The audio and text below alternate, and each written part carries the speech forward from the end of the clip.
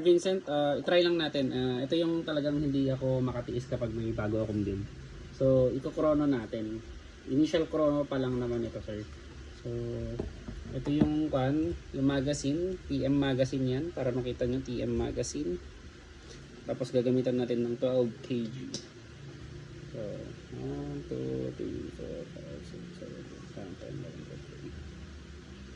11, 12, 20 counts. So dry na to, matagal to eh. So gagamit tayo ng 0.2 sir, 0.2 gram EBs. Yung pang chrono ko. 5 shots lang, 5 shots. Gas to sir ha. So kapag nag HPA kayo, mas malakas to.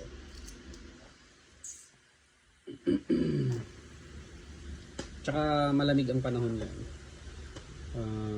Try lang natin. Okay.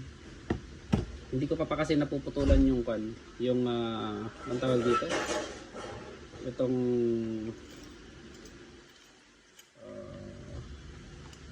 ano ba to? Itong grip screw. So, hindi ko pa napuputulan kaya hindi pa siya mahaba pa siya. So, tanggalin muna natin.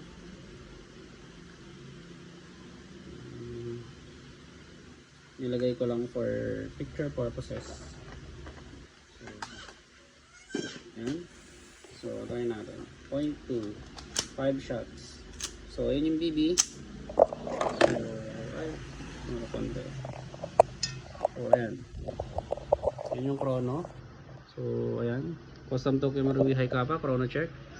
Using 0.2 gram BB and puff dyno 12 kg. Firing. Bullshit!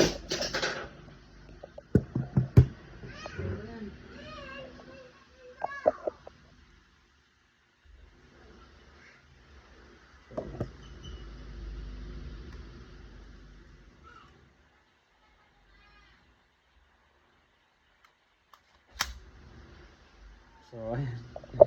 Nahulog yung magazine ko. So, 322. 322. So, ulit. Okay.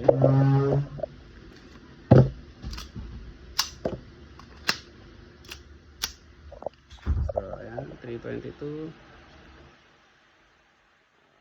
Firing. 375.